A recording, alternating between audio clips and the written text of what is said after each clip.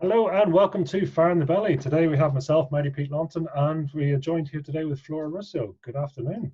Good afternoon. Hi. Thank you for having me today. No, thank you for coming on. So, Flora, please introduce yourself. Who are you and what do you do? So my name is Flora Russo. I am 38. I am originally from Italy, but I live in the UK now. And I am a property investor and a sourcing agent. I buy properties in the northeast of the UK and I source them there as well. Wow, perfect. That's very clean. You've obviously done this before. You know how to get yourself across. That's great. Love it. Quite a few times, yes.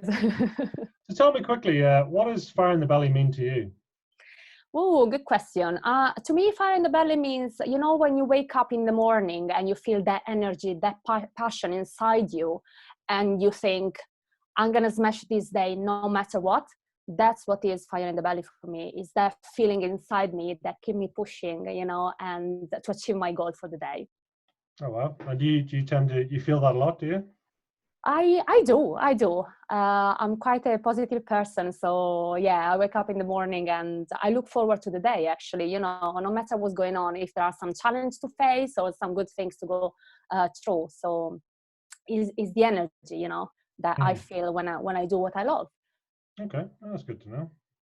So take us back then. So you're from Italy, but where were you born? Talk to us about your family and your childhood then. Yes, so I was born in Milan, but I lived until I was 31 to a little place called Cesano Boscone, 6 kilometers southwest from Milan. And my family actually still live there. So my mom and my brother. I got a brother, he's 3 years younger than me, and he's got a niece and nephew that I just adore. So yeah, I'm born in a small 25,000 people, but so close to Milan that, we got all the influence from a big city. And that's why I think I'm a city person. I always felt the energy and the trends coming from a big city. And that's why probably I love London now. London's a great place. So, but obviously Milan is always thriving and big for fashion and industry as well, right? Yeah, correct. Yes, it is. It really is. Yes. So was it regular then for you to be going up to Milan? Yes, definitely, because it was so close, as I said, that, where I was born, there was not that much to do. So rather than, you have friends there, but then you just catch a public transport or a car if you have one, or you just go to Milan and hang out there. Yeah, there is much more going on in terms of anything you like. I was very passionate, for example, about art and design. So, all the big cool museum are in Milan city center. So, or, go shopping and buy some good stuff there. So yeah, always been hanging out in Milan. Yeah. Oh, okay. So what sort of art do you like? Just out of interest. It's more like contemporary art or design, I would say. So, that kind of art that when you look at, you don't understand what it is. That's what I like. Just try to understand why the artist came up with something like that, so try to understand the history behind the creation, what he created. And I always also love photography a lot, especially portrait. I think they transfer me a lot of emotions, and I love the feeling a lot. So yeah, photography as well. Black and white, color? I prefer black and white, actually. I do love black and white a lot. Yes, I do, really. Yeah. Because I'm looking at your top here today, and you've obviously a black and white top on as well. So yes. I'm starting to see a pattern already. That's true. Well, that's great. So tell me, what would if we met you as a child? I don't know, say 7 years old. What would we have met if we met you? So I was a happy child, I would say. I was very extrovert and very happy. I remember my mom, she was telling me all the time, I believe you'll become a teacher because you really love, to be around people, play with the other kids. It was very easy for me to kind of, can I say, build a relationship also if you're a kid with them. But at the same time, she told me that I was a leader because I was telling kids all the time what to do. So we would kind of play together, but I was telling them, you should do that, you should go there and stuff like that. So she said, I can see already what you will be when you're grown up. So that was She said interesting. leader, right? Not dictator, yeah? Yes, leader. Yeah, definitely. Yeah, but yeah, I would say happy childhood. Very open. I love playing with kids. Um, Actually, my dream job, when you're a kid, was being a teacher. So as my mom said, and now I'm 38 and I still don't have kids. So things in life just change, and of course for choice, that's the only reason. So yeah. That makes sense. So what, just out of interest, what did your parents do? My brother, he works for a German company, so he works for the repair office. So they produce big industrial machines, and he repairs them. He's been Okay. working for this company for a while, and I love it. And your parents? So my mom, she's a housekeeper. So she takes care of this beautiful villa with a lake and swan and stuff in the countryside, not far from Milan. And my dad, unfortunately, is not with us anymore, but I used to work for the local council Mm. in the technical office. Yeah. Oh wow, what sort of technical work? It was actually, when maybe a council, they got planning permission for new buildings, or, to regenerate certain areas and stuff. So it was responsible to go on site and check that everything was in order. So yeah, that's it, essentially. So building and properties in the genes a bit. Yeah. Yeah, well, I wouldn't say I got it from my dad, to be honest, but my dad was the opposite of myself. But yeah, maybe, deep down, who knows? Mm. Yeah, So who would you be more like, your mother or your father? my mom, for sure. Yes. My mom is more risk adverse. So Mm. she takes risks, I would say, um, to be happy in life. So whatever she thinks is good for her, in order for her to be happy, Mm. she does go for it. She goes for it 100%. My dad was the opposite. He was like playing safe all the time. So that's why I think I'm more like my mom. If you Mm-hmm, think mm-hmm. that I left my country, moved here, and quit my job to start a property adventure. So yeah, I would say more like my mom. Oh wow, that's good. I mean, you're obviously following your heart and what you love to do, so Yeah, yeah. it's good to get out. So then, tell me, I mean, did you enjoy school, or was it more fun outside of school? So I would say I did enjoy primary and secondary school, and then you go to high school, and I think I had probably high expectation. The school system in Italy is probably not the best, and I remember I wasn't really impressed by my professors. They didn't have any passion, about the subject that they were teaching, and for that reason, I didn't get anything out of them. I remember one of them, actually, the French one. She was amazing. She was really passionate, probably the only one, and I believe that's the reason why French was my favorite subject. You can see in her eyes, the passion about what she was teaching. She was kind of traveling with her mind, with her head, and bringing us there with her. And I think, just back to fire in the belly, I think she's probably the live example of fire in the belly, the passion Mm. for what she was teaching us. So yeah, didn't really impress, as I was saying before, especially when I think about that now. I believe that probably they should teach more about business at school, Mm. and how to manage your money, because at the end of the day, that's probably what is really important to know in life. Yeah, Yeah. it's always. Did you work did you have a part-time job or anything when you were young? I actually didn't go to uni because of that. So I was so upset with this school system, and I didn't go to uni. So I found my first job when I was 20. Hmm. And that's when everything started. And I don't regret it at all. That was amazing. Really great. Wow. Yeah. So in during high school then, what was your sort of forte, and what subjects did you enjoy in school? Because obviously French there was a big one for you.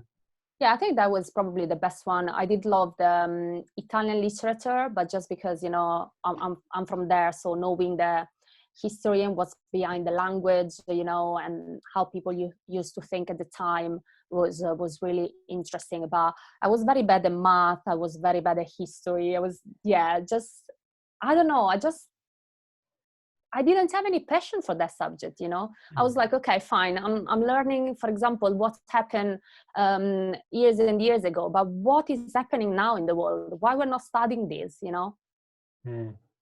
What about art? Yeah, art was good. Depending on the period, of course, you know, because some of them were not really what I like today. So, you know, let's say the classic art was not really for me. But yeah, art was good. To be honest, I did a language school, you know, I studied French, English, and German. So I think art was an hour a week. So there was not that much really there. No. So take us through then. So you went through school and you chose not to go to university then? Yes. So I found this job as a receptionist when I was 20. And it was great because the salary was really good. It was actually higher than average. And to be 20, you know, I thought it was pretty great. And I remember there, I actually start learning the value of money. I remember my dad came up with a proposal that I didn't really like. It was like, okay, let's do that. You give us the salary every month, you know, so we can put it in the bank. Yeah, it's going to be safe for you, for your future. And we're going to give you the money that you need just for your expenses. And I was like, okay, now why don't we do the opposite? I keep the money and I will demonstrate you that I'm able to manage to deal with it, you know, and I'm not going to spend all of it in one go. Yeah. And that's what happened, actually. I actually showed them, my dad and my mom, that I was able to deal with money. And I think that was probably the first big lesson in terms of money management, I would say. Because usually, you know, you get money, you're young, and you just want to spend it in clothes and buying a car and stuff. So I still did all of this stuff, but in the proper way. So yeah, that was a good lesson. But yeah, 20, I was really excited. Small company, startup, so very buzzing, a lot of energy going on there. I worked for that company for a few years, and then we got acquired by a big American company. And that's when my career changed a little bit, because working for a small startup, yeah, I was a receptionist, but I was doing a lot of few things, like a little bit of accountancy or a customer relationship and stuff like that. So when I moved to the new company, I became responsible only for clients. So essentially I transit to sales, and that's when my career started in sales. And it was great. It's good. It was a different league, different world. I was customer facing, so that's what I really love, you know. Go and see people, talk about the problem, try to find solution for them, help them to find solutions, actually, and build strong relationship. And yeah, this was until 2008. Okay. And then 2013 actually. And 2013 was when I actually moved to the UK. So same company.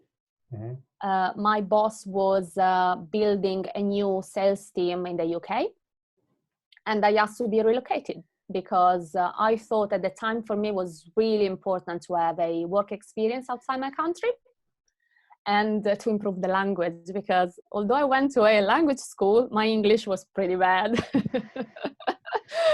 Very easy to speak like the technical English when you talk about, you know, clients or numbers, forecasts and stuff. But then if you were asking me what did you do yesterday, nope, not a word coming out my mouth. So I said, you know what, I'm gonna move there, so I had to learn.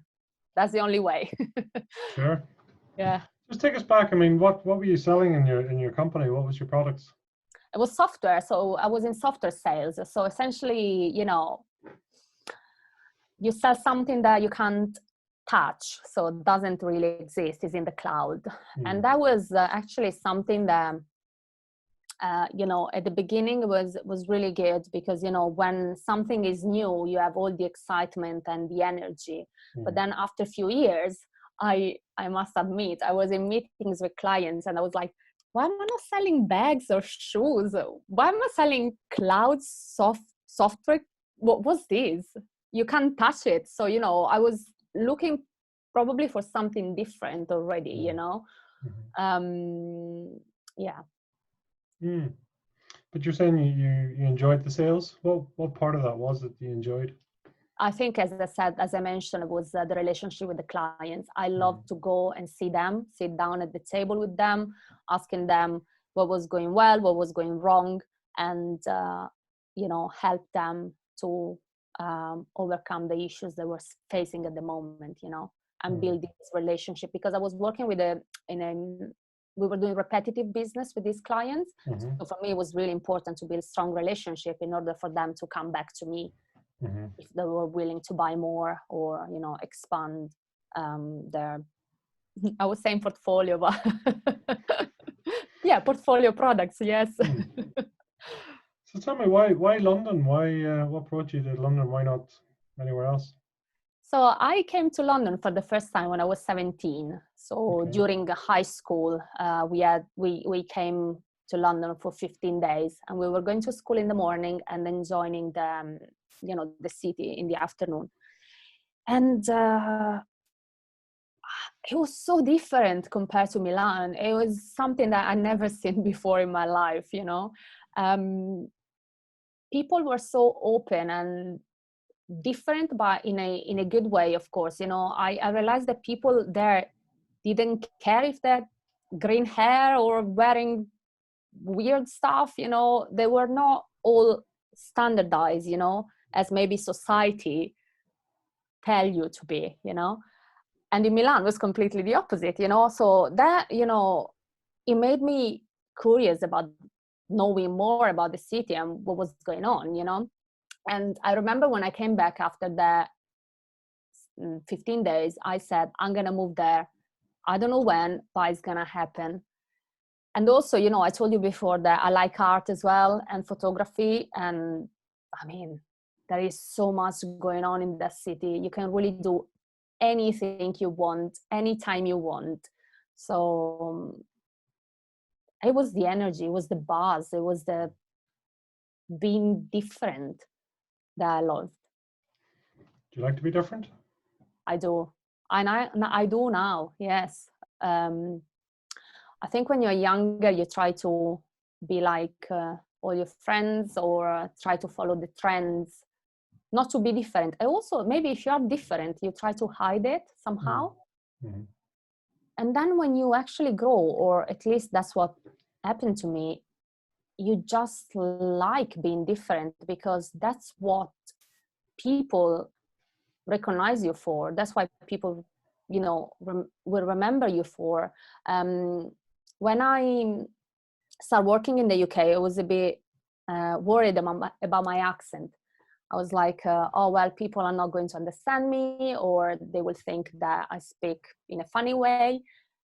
And it turns out that it was actually a marketing strategy to have me with a different accent, because people were remembering me because of the different accent, and actually worked really well. And yeah, so proud of being different. Absolutely. Yeah. So when you came to London, then you were still with your company at that time, right? So yes, with the same one that I was working in Milan. Yeah. And then I left after 10 months and I started working for another software company, but still for the Italian market. So kind of with people that I met during my, I would say, previous work life in Milan. And that was a lot of fun because this company in Milan was a startup as well. And so, you know, there was all these, you know, everyone wanted to grow the business and we were all working towards the same goals. And that I really got the team, you know, working for a team, what it meant for me, being really part of something. It was a great experience, very good experience. But then things changed because I decided to, well, stay in the same company, but actually move to a different department. So I was kind of, okay, now I'm ready to work for the English market. well, maybe I was not that ready.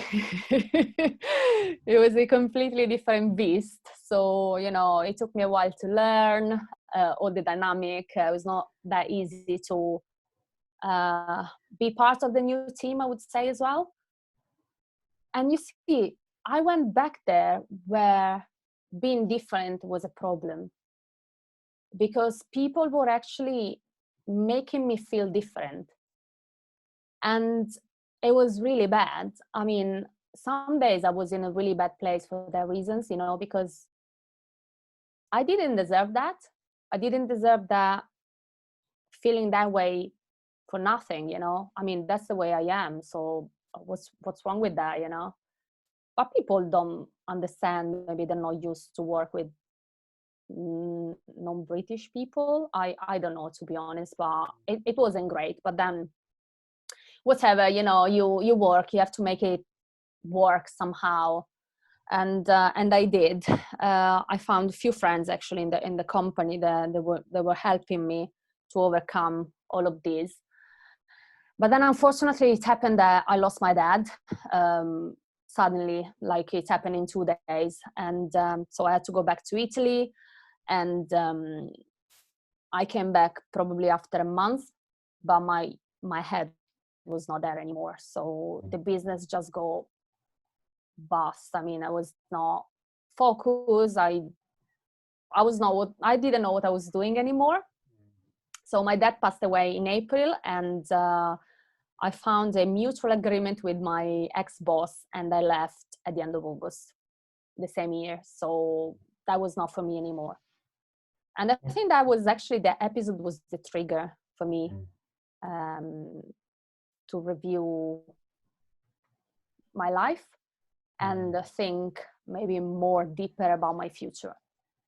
So yeah. When was that? Was April 15. Okay. Yeah. So it's not long ago. No, not long ago. No. So it's always tough, no matter where. You know, losing a parent like that is always a tough thing. Yeah, it's really tough, especially when, I don't know, you don't expect it, not just out of the blue, you know. And it is like, you know, when you feel invincible in life, you know, you can do everything, you know, and then these things happen and you just get slapped on your face and you're like, well, maybe you're not that invincible. But then, you know, of course you need more time, but you look at things in a different way. So as I said, I believe I learned so much after what happened, you know, about me, about what I really want to be, what I don't want to be.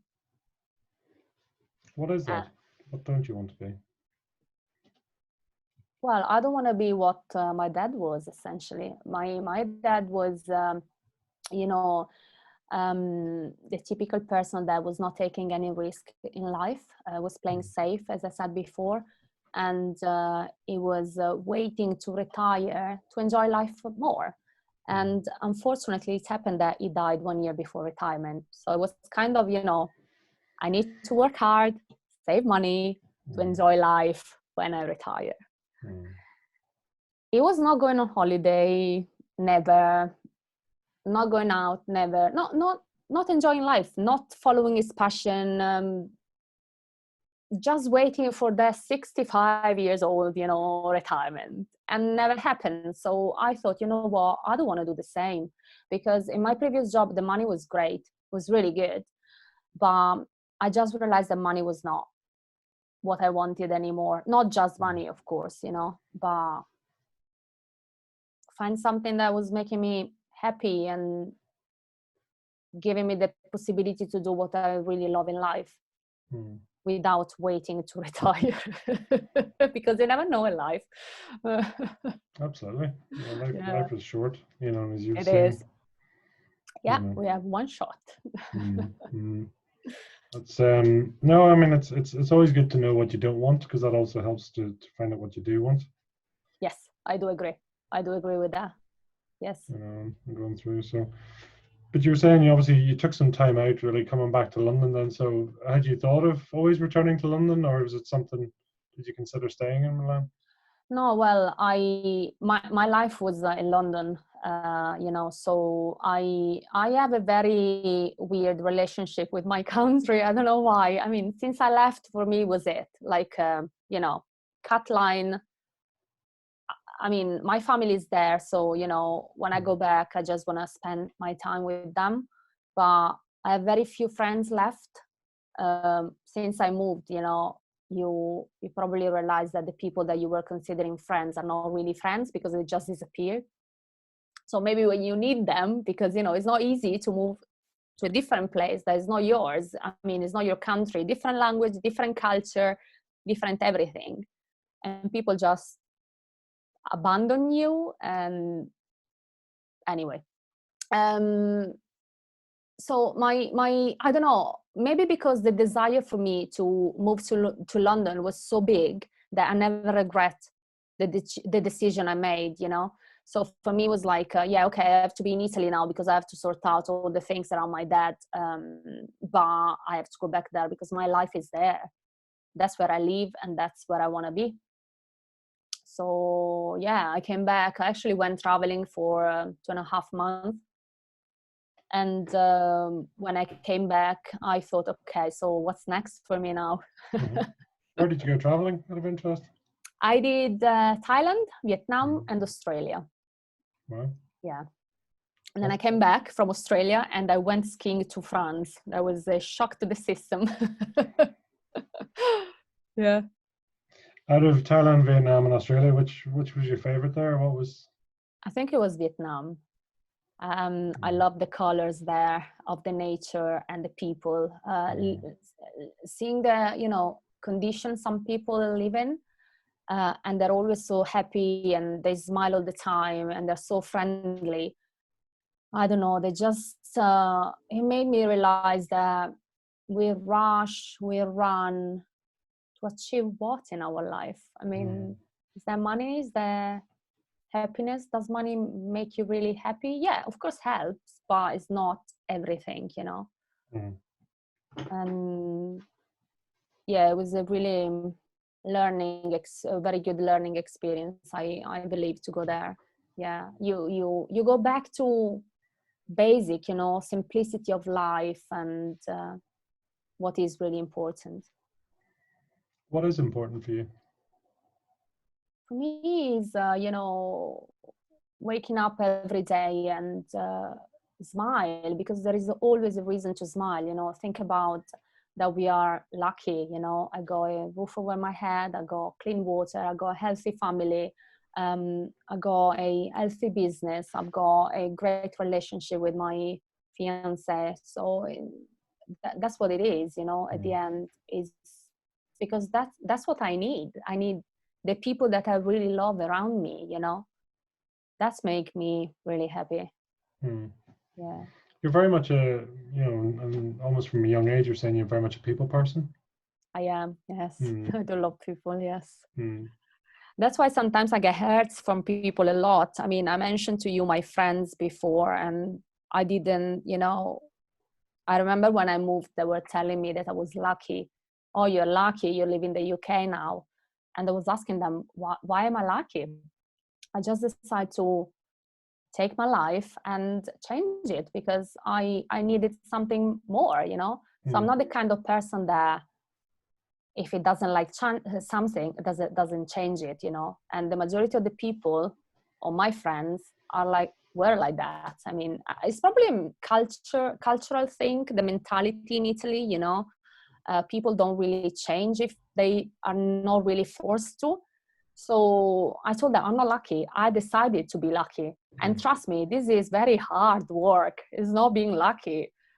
Trying to have a conversation with someone and not understanding what they're telling you, or difficulties with communication and everything, and people don't see that. They just think that everything is great.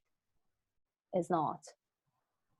But I really wanted to make it here, and nothing stopped me. I mean, I didn't have, there was no time that I thought I'm gonna move back to Italy. Never Mm. happened. Never.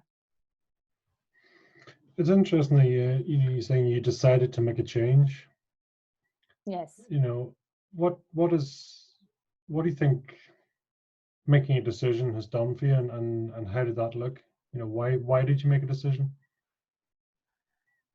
I get bored pretty quickly about situations and about people if they're not the right people for me. Um, and that what was going on in Italy, you know. Okay, job was great, but it's kind of repetitive, and you know, being on this routine was not for me anymore. Mm. So I thought, okay, let's move, but at the same time play safe, because I'm moving with the same company. So that means that I'm moving in a different country, right? So I'm gonna face all the issues with the culture, the language, the weather, the food, everything. But at least I got a job, and the job that I know how to do, because I was keeping my, you know, clients. So I was essentially losing the face-to-face relationship with them, Mm. but then the rest was exactly the same. And that helped, you know, because it made things a bit easier for me. So I was still, you know, adapting to the challenge, but probably in an easier way, I would say, work-wise at least. Because, Mm. you know, when you have a job here, when you don't have to find a job, but you got one already, you can rent a house, you can open a bank account, you know, everything is easier. Mm. And I found the energy that I lost when I was in Italy, you know, in Milan. I remember when I moved, I spent a week in a tiny single room above a pub. Trust me, it was probably 5 square meters. I was the happiest person in the world. I was looking outside the window. I was like, oh my God, I made it. Oh my God, I'm in the UK. I can't believe I did it. So for me, it was like, you know, that big achievement in life. And from there onwards, I said, you know what? I'm going to do everything I want to do in life, because if I make this happen, means that if you really want to do something and you work towards it, you know, the baby steps, every single day, consistent action, you're going to make it happen. You're going to achieve it. That's a pretty. It's a the language you use is a very positive, and you know, you talk about energy, you talk about, you know, the you know, the taking, almost setting goals and taking action every day. Is that just something that's come naturally, or something you studied or looked into, or? No, I learned it on the way now. Probably in the past, I didn't really know about goals, or yeah, of course I had like targets, but work targets, you know, I have to make my quote, you know, so that was a goal mainly. But I would say in life, probably I didn't really have that many, you know, because maybe when you are part of this corporate world, you know, and you're in sales, everything is happens around work. I mean, I was working like 10, 15 hours a day, weekends, when I was on holiday, every time, you know, because you have to be there, you know, available for anything that happens to your clients, to your boss, to everyone, you know. But then I believe I probably developed these goals and target setting when I started my property journey and business. So when you start working for yourself, it's completely different, because although it's amazing, you really need to have a plan. Otherwise, you will keep procrastinating, because you are your own boss. So you can decide to do things tomorrow instead of today, and then that tomorrow become the day after tomorrow, and then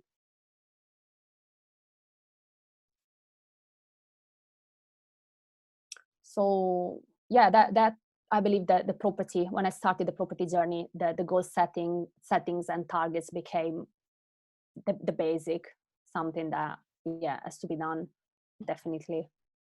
Yeah. Interesting. I mean, working for yourself, how do you find that? So at the beginning it was challenging, because you don't know where to start from, and you got so much time available and you don't know how to allocate it. and in doing what. And I found accountability quite difficult for me as well, you know.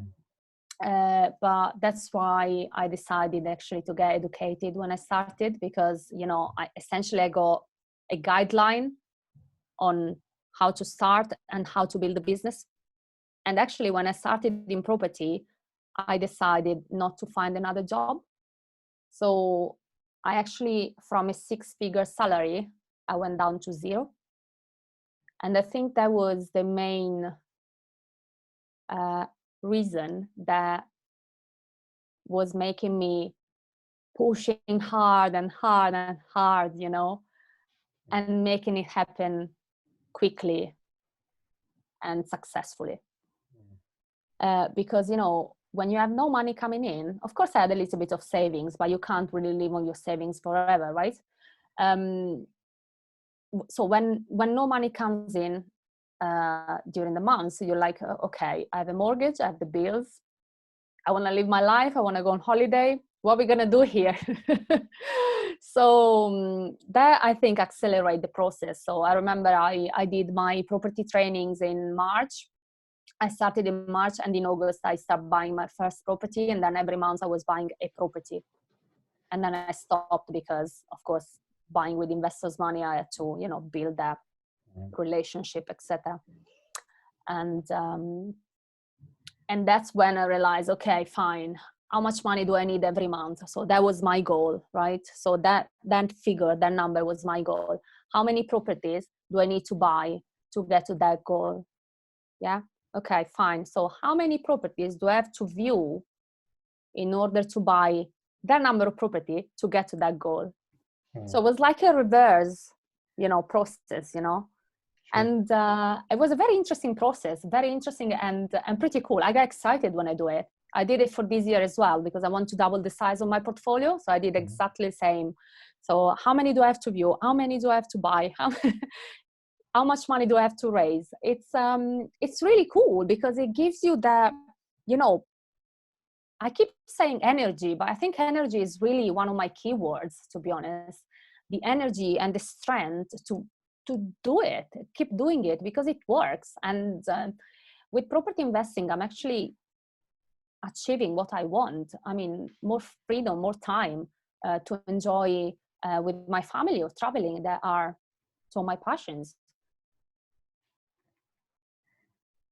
It's interesting. So you're saying you typically have like a 12-month, you put a 12-month target in place, would you, or do you plan further? Yeah, I do 12 months. I'm not good in long terms. And I believe that it's because of what happened to my dad. I thought about this a lot.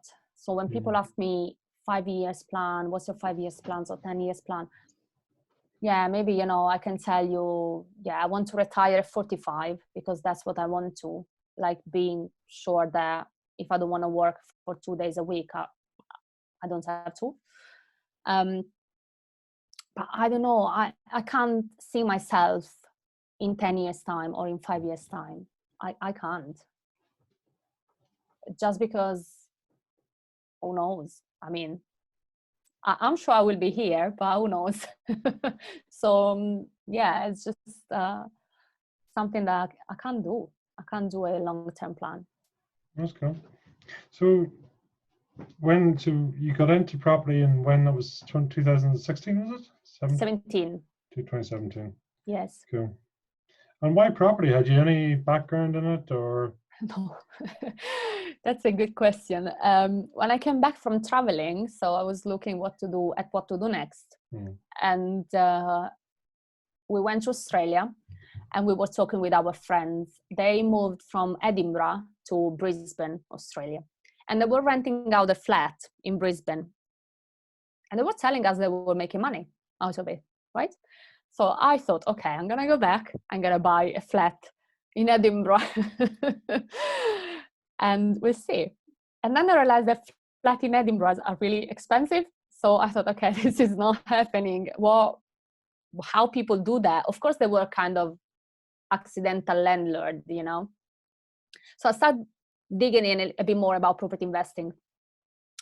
and gather information. And that's how I found out about buying with other people's money and generate this passive income that, well, will allow you to, when the portfolio is built, of course, to dedicate your time to what you really like in life.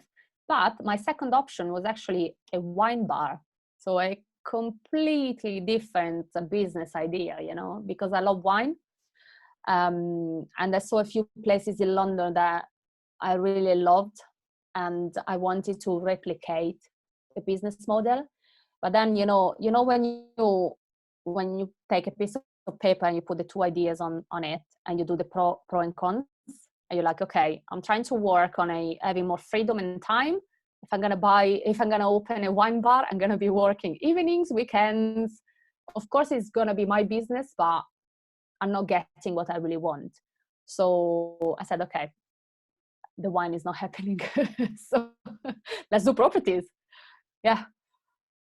And that was it. Wow, okay. So I'm just curious about the wine bar. What is it that you would like to, is it the wine or is it the bar? Is it, what was it? I think it was both.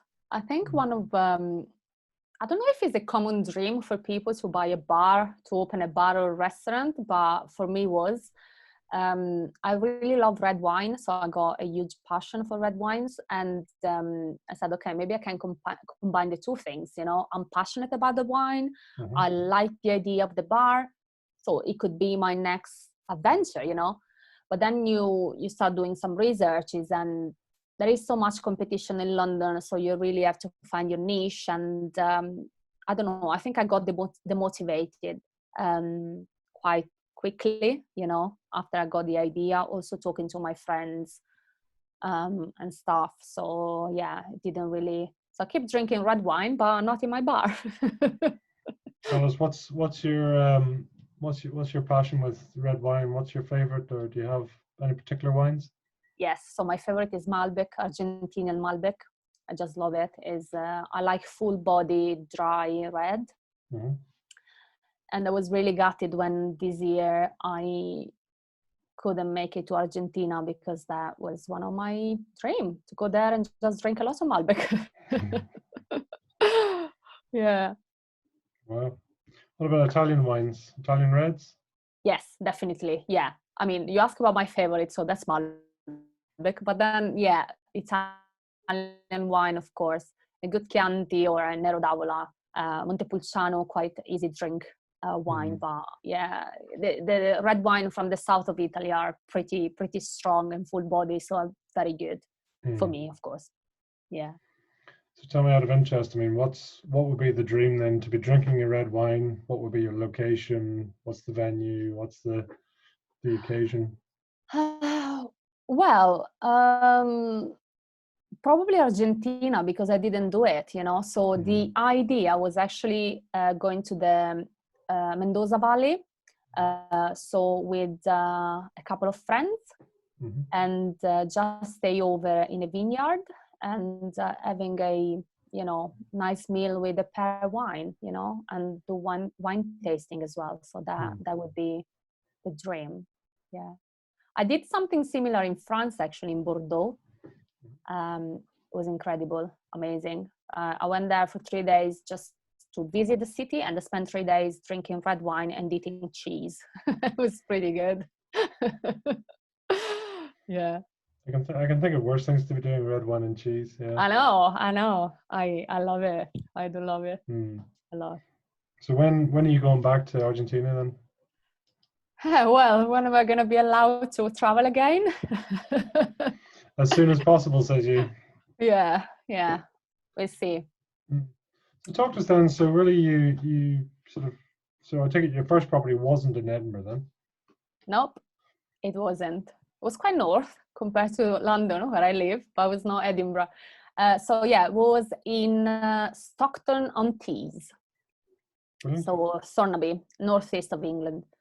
And it's still my investment area. I decided to invest there because it was far from London. So I was not really following the guidelines, but I found my niche. I loved the place. and I built a relationship with agents and a team up there, and so I decided to stick to it because it was working well for me. Yeah. So why Stockton-on-Tees? And you said it's a good area. Is it? I don't know Stockton-on-Tees. It's what's sort of. Yeah, well, so my strategy is single lets for family. So rental demand is really good there. You know, there are a few big industry around there. How you say, like hospitals. If you're interested in a student market, you know, you can kind of attempt to do something up there for students as well. But yeah, you know, so I did all of my desktop research is how I call them. So close to amenities, public transport, you know, good connections, hospitals, good schools. And then I went there.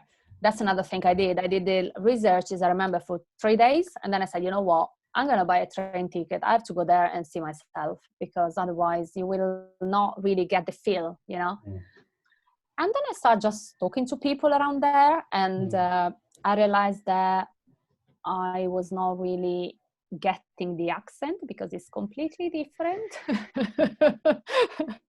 So that was, it sounds funny now, but trust me, that was really difficult because, you know, I invest from, let's say, South Newcastle, so to Hartlepool, Peterlee, Orden. So, you know, if you go towards Newcastle, you got the Geordie accent that is really strong. And for me, it was a different language. It was like, okay, I'm not prepared for this.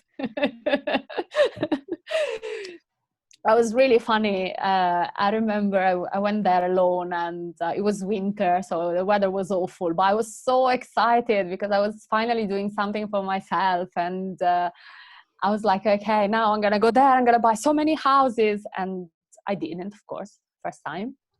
But it was a really productive trip. So, yeah. Great. So then you bought your first and you got your feet wet. Yes, I did. So I was kind of nervous. But I think that I'm the type of person that if I feel something is good for me, is right for me, and I've done the due diligence on the area, on the numbers, etc., I just go for it. I'm not the type of person who keeps thinking and thinking. Oh no, I'm kind of a instinctive person. So yeah, I went for it. So it was good. It was really good. I find it interesting just with your language. You mix between being very strong on your visual and then also on your kinesthetic, so your how you feel. Yeah. So it's certain things you know, you go to see things, and other things, you know, how it feels good. You know, I go how I feel and things like that. So is there any preference in the way you look at things or learn about things?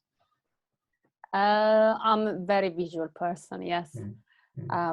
So yeah, like videos or watching stuff works much better for me than reading, for example. Yeah, and also I told you that I struggle to remember things, and so, you know, having visual like pictures or, you know, help me to remember things quicker and easier. Yeah. So your learning style would be more, you know, either visual in the classroom, actually doing it. Yes, yeah, definitely. I remember when when I was sitting in the classroom and doing the property trainings, oh my goodness, like the numbers, I couldn't get them at all. I was like, okay, what's happening here? I can't understand anything, you know. And then I started doing it myself. I said, okay, you know what? I'm gonna do it now. So I was taking the same example and doing myself. And then I was like, okay, that's actually easy. But it's because I was doing it myself. So it's like learning on the job, you know, training on, how do you say, training on the job? So you learn while you're doing things. Yes, always been like that. Yeah. Because interesting going back when you were talking about your French teacher, you know, and how she would paint a picture and help you visualize about France and things like that. Yes. So your learning style has been sort of there for quite some time. Yeah, but I think that's what it is in terms of goal settings as well. You know, kind of try to visualize your future life, where you want to be, and, you know, what kind of house do you want? What kind of lifestyle? You want to live here? You want to live somewhere else? I think for me works really well, really, really well. Do you have ideas about where you want to live and houses and vision boards and mood boards? Do you get into that at all? Yeah, I have a vision board. Yes, I do. Still a short-term vision board. Yeah, so I got my floor plan for my ideal house in the UK. Oh, wow. It's a 3-bedroom with a terrace or a garden. No, no garden. I want a terrace or a balcony. I'm not a garden person. But I'm not sure I will be living in the UK forever, just because of the weather, I think. I'm not bothered with the weather for now, but maybe, you know, why not having a few more days of sun? So maybe Spain or south of France. Yeah, Nice way to be. we'll see. So take us on a bit more in terms of your property journey then. So you're obviously going through, and so buy to let is your passion or your weakness, your things you love to do. Yes. Yes. So I managed to build a portfolio of buy-to-lets in the last couple of years. And what do I like about buy-to-let is that it's a simple strategy. You know, I think it's the foundation for me of property investing. So the oh God, what's the word? The process is, you buy a property that need a little bit of work or refurbishment, full refurbishment. You carry it out, and then after 6 months, you refinance the property in order to pull the money that you invested back and use it to buy a new property or pay back your investors, because I buy all my properties cash. So with buy-to-let, I found that very easy. So as soon as you know your area, that they're gonna rent well, your demographic, you can just buy them, refurb, refinance, and then rent them out, and you forget that they exist. So the maintenance is almost nothing. Also, living in London, I don't manage the properties myself, but I got a letting agent. So I leverage on people's, I try to outsource as much as I can, because I believe I have to focus my time and energy in finding new investors, for example, in order to grow my portfolio. So that's why I stick to buy-to-let, just because I want a few more, and then I would probably start doing the fancy stuff. We'll see. And I became such an expert on my area because, as I told you, I've been going there so often since the start that I had to expand the areas where I do invest. So I believe now I cover probably 8 or 9 different areas in the Northeast. And because I was getting quite a few deals, I started a sourcing business as well, because it was kind of a natural thing to do. Sometimes it happened that you don't have the money available, or you got too many projects on the go at the same time. So instead of losing the opportunity, you just pack the deal and you sell it on to another investor that maybe, is cash rich but time poor. And that's how the sourcing started as well. And was actually really good because, you are a property investor as well. So you know that building a portfolio takes time. And especially with buy-to-let, the net cash flow that you get out of one property is not huge. So you need quite a few in order to live. So, having the income coming from the sourcing actually helped a lot, and helped me to, stay calm and keep doing what I was doing, because it was working well. Well, it still is. So, yeah. What's your sort of overall perspective on that? Are you just holding on to them, or would you like to sort of sell them off after a while, or what are you thinking? No, just hold. So buy and hold long time. So yeah, I really love the idea of the passive income. So the idea is just build a portfolio big enough that, as I said before, if I decide not to leave the bed for one day, I don't have to worry about worry about, because I still have money coming in from my rentals. That makes sense. So that's the idea. So have you a target in mind of where you'd like to go to in number of rentals? Because you mentioned retiring at 45, so you've 7 years, I take it? Yes. Yes, I got a figure in mind, but then that figure is relative, because maybe in 5 years' time I will be not in London. Who knows? So that means I will need less money to live. London's great, but it's expensive. It's crazy. It is. That's why I was trying to convince my fiance to move to the northeast, but it's not happening. I brought him to Newcastle. I said, "Look, it's so beautiful." I was like, "Yeah, it's beautiful, but it's not gonna happen." I was like, "Yeah, okay." If you're not sure about the weather in London, going further north is not going to help. I know, but that could have helped the business, because I spend 2 weeks a month in my investment area. So for 15 days every month, I'm up north viewing properties, average of 15 properties a day, checking ongoing projects for me and my clients, taking my clients up there, and deliver orientation days, so showing them what's going on in the area, why they should invest there. So it's a loss of time, So I just thought, if I was living there, maybe it could have been easier. Instead of doing 15 viewings in a day, you can do 5 every day.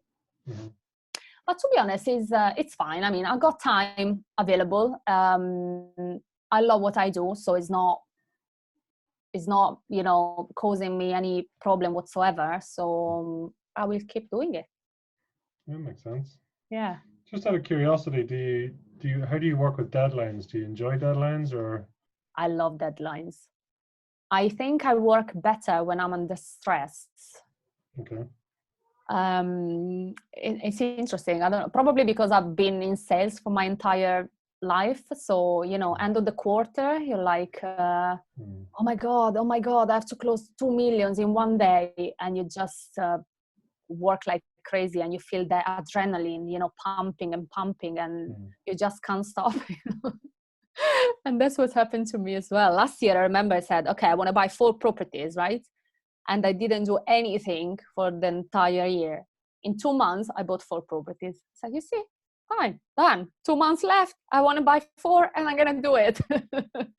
So I was putting pressure on myself, But yeah, I like to work under stress. So I think I'm good with deadlines. Deadlines are really important, because they determine your business, they determine the way you work. And especially when you work with clients, or you work with a refurb team, you need to deliver on time. So deadlines are really important. I mean, it's kind of a chain, You buy a property, you have to provide some documents to the estate agent or your solicitor. So you have a deadline. Oh, okay, it's not a massive one, but if you don't do that, the purchase doesn't start, And then you have to engage with the surveyor. And if you don't do that, the survey doesn't happen. So, it's, I would say the entire business is based on deadlines. Yeah. That makes sense. Interesting. I mean, where would you find you in a flow state? A flow state is when you're at your absolute prime in terms of working. I mean, is that do you know? I don't think I got the question. So it's what I would call flow state. So when someone's at their most passionate point, when they're at the highest, would that be when you're under stress, or you've something to do, or your target? Yes.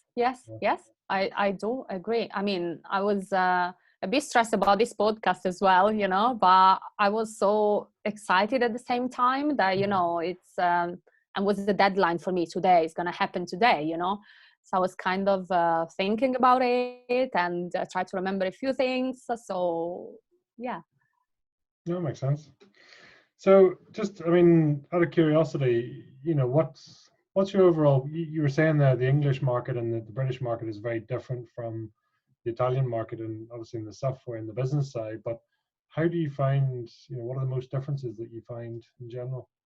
You mean in terms of properties, or in general? Well, no, in general, actually, first of all. So just...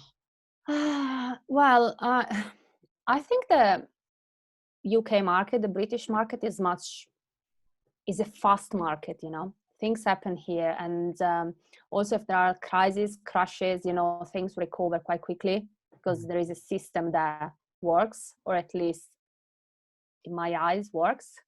In Italy is different. I think we still haven't recovered from the 2008 crash, you know, and now with this virus going on, God knows what was going to happen to the economy, you know. I think it's a mentality thing. I love my country, but I'm not a big fan of the people because of the mentality. It's such an old country, old style, old mentality, not very open to the future, to changing things towards what is good, you know. I see the UK in a completely different way. I don't know if it's probably, I wasn't born here, you know, so I can't really say. I can just tell you the way I see it in the last 5 years, you know. Well, 7 actually. Yeah, I just think it's really, really quick. I think the UK is such a powerful and strong nation that despite what's gonna happen in any case, it will always recover and it will always go back to where it was, you know. With Italy, it's just, I don't know, politicians, they just think about themselves. They don't care about the people. They're not doing anything for the country. So I really don't know. I really don't know. Yeah. Sorry, maybe I have this conversation usually with my brother, and I always get upset. We always, you know, ended up to have a interesting discussion about, you know, the two countries, because he keeps saying to me, oh, you haven't been here for 7 years, so you don't know things. I was like, yeah, fair enough, but I haven't really seen any change. I mean, I tell you that every time that I go to Italy, I can't wait to come back here. But just because you get like absorbed again from that, by that old way of looking at things and not changing and just complaining that things don't work, just do something to change. Sure. So yeah. But it's having that drive and that the confidence to do that, because a lot of people don't have the confidence to either make a change or to realize they need to make a change, or have the confidence to go and do it. Yeah, that's true. But it sounds like that's something you've had within you your more or less your entire life. Yeah, I think so. Out of curiosity, so your brother is still Yeah. based in Italy, is he? Yes, everyone. I'm the only one in the UK. Yes. Wow. So does your mother come into England at all and visit, or? Yeah, she came a few times, and she actually, when I brought her to, you know, for a tour in London, she said, well, I now know why you love it so much. And that was actually really good, because, you know, knowing that your mom, of course she missed me, but, you know, knowing that where I live and I love it, and knowing for what reasons, you know, and sharing with her the experiences, I don't know, it makes me feel more, what's the word, like I mean, she doesn't have to worry about anything, you know. And I know she's not, because now she knows my new reality as well. She's been part of it. That's awesome. No, and that's the thing, it's, I suppose, seeing that. I mean, have you taken her up to Stockton-on-Tees? No. Not yet. I don't think she has a clue about what I do yet. I try to explain. You know what's really difficult for me? To explain in Italian what about my business, because I'm so used to say it in English and use a certain terminology, you know, that when I have to do it in Italian, my brother look at me like, well, that's not even Italian. What language is that? I'm not sure. So I don't think they still have it. My brother probably has a clue, because I actually bought him the book Rich Dad Poor Dad in Italian. So he read it as well. So I said, read it. So it's going to give you an idea. And my mom, she's like, I trust you. I know you know what you do, so fine. I know you buy houses. Okay, well, that's kind of correct. It's funny. Out of curiosity, I take it you still think, you would think in Italian, would you, and then convert it back to English? Not really, not anymore. Sometimes, for example, when I don't remember words, because my vocabulary in English is limited, of course, Yeah, I try to find the word in Italian and translate it. But no, I think in English, I dream in English, so Okay. everything is in English now, yes. Yeah. That's all switched over for you. That's quite interesting, because obviously it's all, from where you come from, and really sort of what, 7 years in the UK? 7 years, yes. Yeah. So it's quite some time in transition to change over. Yeah. I remember, more or less when it happened, the first time that I dreamt in English, I was like, wow, okay, I think it's happening now. Wow, okay. Yeah, it's really interesting. Out of curiosity, what would you say your core values are? In life in general, you mean? Yeah. I think what is really important to me and what I'm a very honest person. I like to talk in a very open way to people, and I'm also a very direct person that sometimes is, I don't know if it's a good thing or not. For me it is. I think especially in English is because of the language barriers, of course. So for me, say things the way I think them is easier. So I would say be direct, be honest, be open, be myself, be what you are. Do not be afraid to show people who you really are, the good and the bad. I'll give you an example. I posted a couple of videos on Facebook about my property journey, about few things that didn't go well. And some of my close friends said, why are you doing this? I was like, what do you mean? It's what's happening. So I'm sharing my experience so people can maybe avoid to make the same mistakes. I was like, yeah, but you come across weak if you do that. I don't think so, because that's what business is. Why you want to give an image of yourself to people that is not the real one, Everyone faces difficulties. So back to your question, authenticity, be what you really are, and not being afraid of showing your weak points as well. Another thing that I learned in my life, thanks to my best friend actually, is to express your feelings more. I remember when I was much younger, for me it was like I don't know, you couldn't understand if I liked you or not, or if I was upset, or I never say I love you to any one of my family or anything. For me it was kind of a not happening. And now it's just different. It's really important for me actually to tell people the way I feel, and I do it constantly. So I don't know if there is a word for this value. But it could be love or connection or compassion. Probably, yeah. But why are you saying you find it important to connect with people like that? Can I ask why? Because I think it's important to let them know and understand that they are important for you. So if I love my mom, why not saying it to her? It's something that I really feel. It will make her happy, and it will make me happy as well. So just be more open. And I don't know. Since I started doing that, I think my life became a bit easier as well.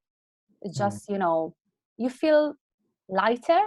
I don't know if it's giving you an idea, instead of keeping everything inside, because at least feelings, well, it could be bad, but I'm more talking about the positive feelings, so why not expressing them? Yeah, it makes a lot of sense, and I do it. Out of curiosity, you mentioned Rich Dad Poor Dad there. Is that's obviously something that Yeah. resonated with you? Yeah, well, that was the book that actually changed my life, I would say. That was at the start of the property trainings, I believe. I read that book, and I wish I read it probably 15 years ago. It's just about, understanding that how to build wealth, and how to make your money working in a different way for you. So instead of working hard to earn money, try to understand how to make your money working harder for you. And in my specific case, and of course the book touched that as well, is building a property portfolio.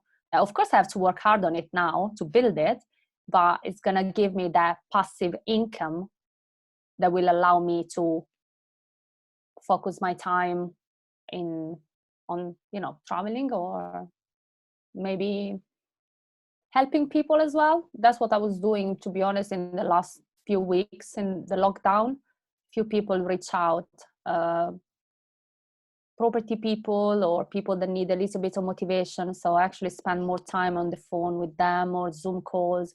So it's this giving back that I'm getting more now because I got time. You're teaching. So everything,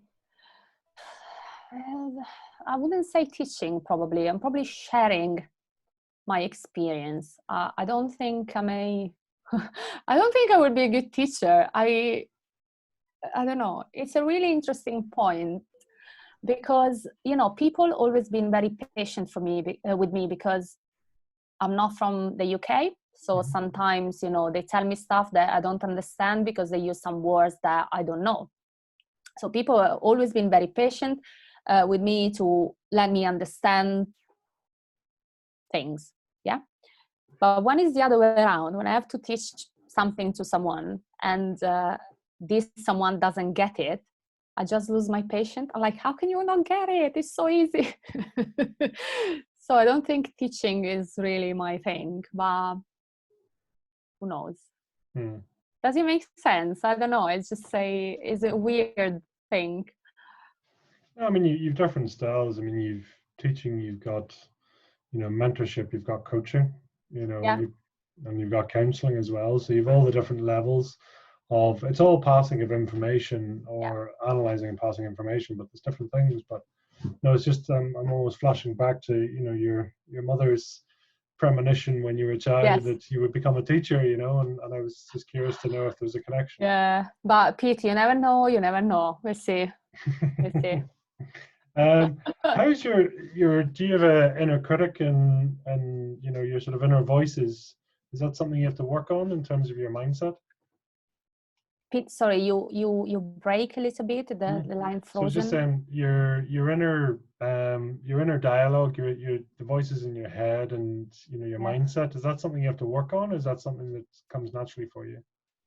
No, I have to work on it a lot, especially. I mean, I'm talking about. Well, I'm talking in general now because I think that inner voice always been there. Especially maybe when you are a teenager that you start recognizing this voice. You're like, okay, what was this? And it was always quite negative. You're not good enough. You will never do anything good in your life. Are you wasting your time? You will never achieve anything. So I had to work on it a lot, and I think actually my best friend did a very good job with me. I have to give this to him. So it was kind of my coach. We met actually when I was 20, when I started working as a receptionist, and we are still best friends. So he's one of the most important people in my life, and he actually helped me, to deal with this inner voice, and it was a transition, it was probably age related as well. Then you grow up and you change and you start achieving things in your life, and you start realizing that you actually can do whatever you want. So it's just that shift and change of mindset.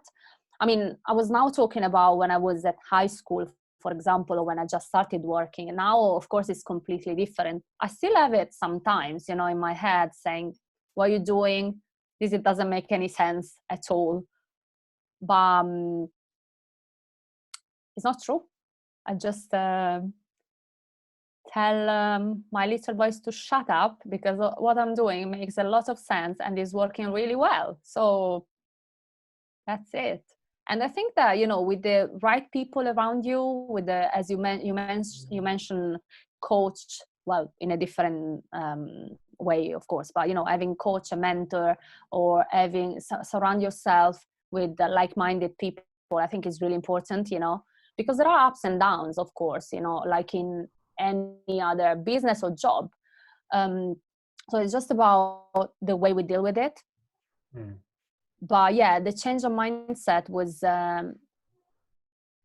difficult, but just because, you know, it's something that probably was not, I don't know, it was not really important for me, or I never really thought it was that important. But then is really the key, because I remember that when I started the sourcing business, for example, I couldn't find any deal. I was like, oh my God, I'm not sourcing anything. What's going on here? And then I just changed my mindset. And I said to myself, you know what? There is nothing wrong. You're not focusing enough on the sourcing, because you're too focused on building your portfolio. So you can't do two things perfectly at the same time, or at least I can't. So I just shift my mindset to the sourcing business, and it started flying. So it was just that. It's always interesting. You can certainly have two interests, but as you say, you can only focus on one at a time. You know, it's.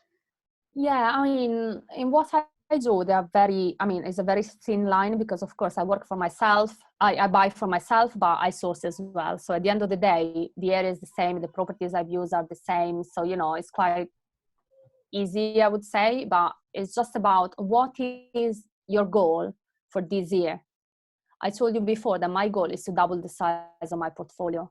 Yeah, so this is going to be my main focus. Of course, I will keep doing sourcing, of course, you know, because it's natural, but I will focus my energy more on finding investors to build my portfolio. Just, you mentioned a while ago, you know, is there any particular significant people that stand out for you, either heroes or, you know, had a particular impact in your life that comes to mind? Yeah, well, I think my mom is one of them for sure. You asked me the question before. I think we are very similar. And I think my mom is very brave. I mean, she didn't go to school. She's from the south of Italy. So, you know, when she was born, school was not really an option. It was just work. But she took some very brave decision in her life that maybe at the time I didn't really understand. But now, because, well, I'm older, I kind of get. And I think we're very similar. So she did some stuff just to take her life back, you know, and be happy.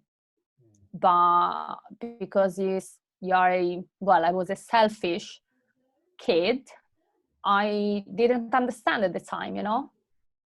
But then life changed, and I actually took the same decision that she did sometimes. So I'm like, okay, so maybe that made sense, you know. So my mom for sure. And then, well, I would say I don't really have like heroes in terms of like famous people or, you know, writers and stuff, but just, for example, people that I met during the property trainings, for example. So some of the mentors, they really are my examples. A couple of them, I relate to them. We talk, they help me. I want to be like them. So yeah, It's only a matter of time, I think, before you're on stage, if that was of interest. The time when I was on stage. I'm saying it's likely that I would say you're probably likely to get to speaking or presenting at some point if that was of interest to you. Oh God, that makes me feel sick just thinking of it. I had to do a 5 minutes testimonials twice, and I probably didn't sleep for a month for 5 minutes talking, you know. Mm. But it's just about preparation and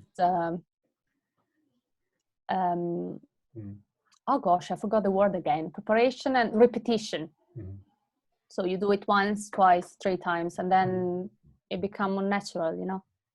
Out of interest, what would you say to your younger self? What advice would you give yourself?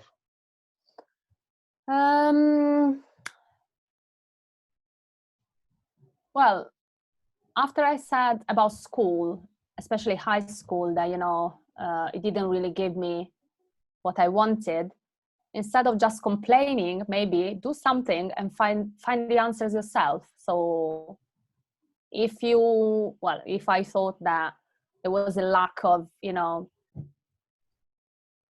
information, or there was no subject about business or a financial subject, just find information yourself, you know, just you know, develop the curiosity and start self-learning. Why not, without waiting for anyone else? And maybe, you know, listen less to people, and especially the wrong one.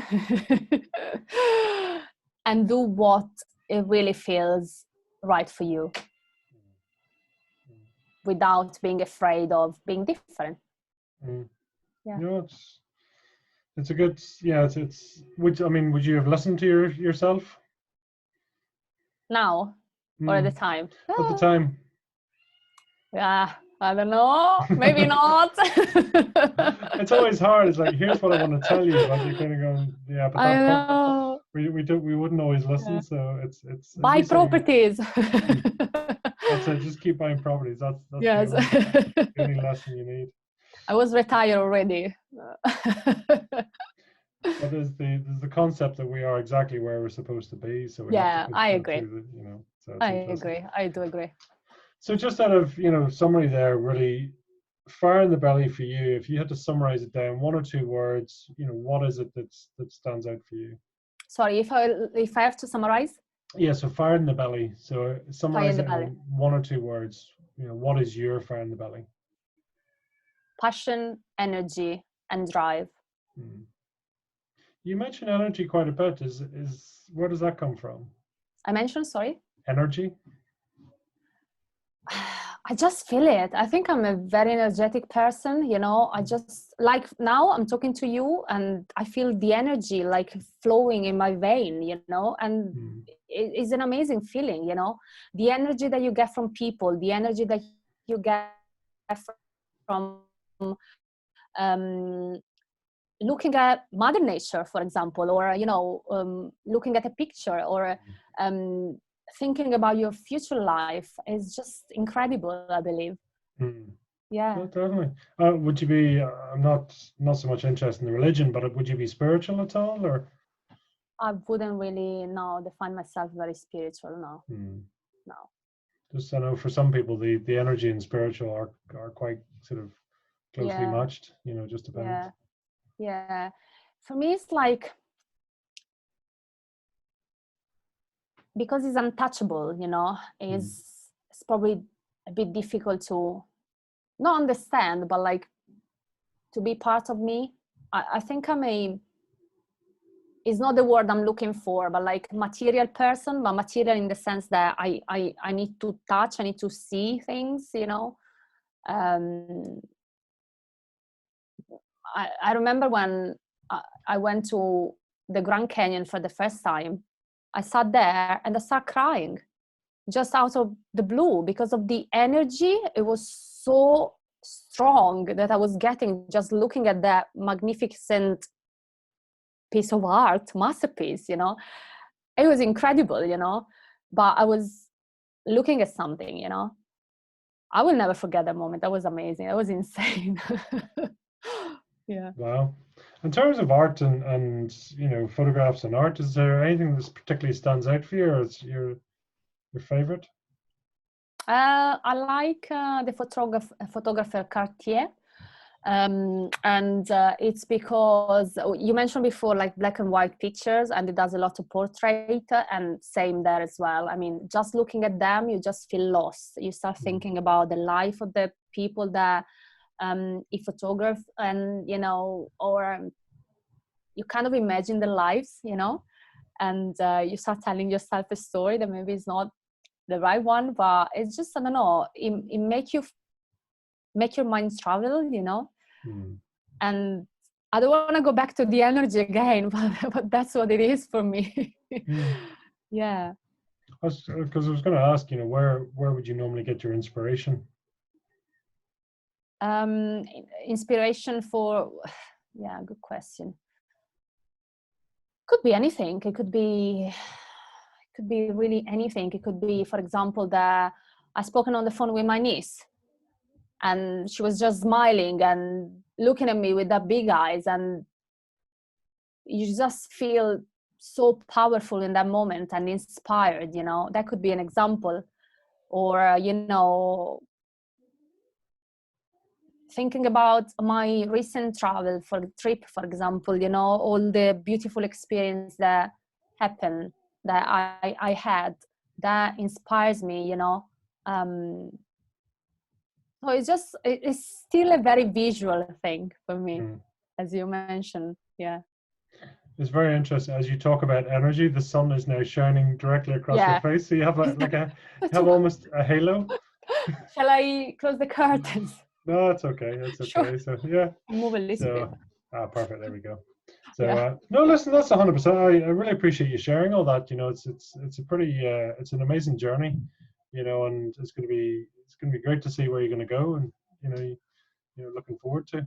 Oh, me too. It would be amazing to have a catch up and see what things have changed again. Definitely. I mean, it's great to see so much passion. You've got your goals, you're setting out there, so no, genuinely, I appreciate you spending your time with us here today, and look forward to the future.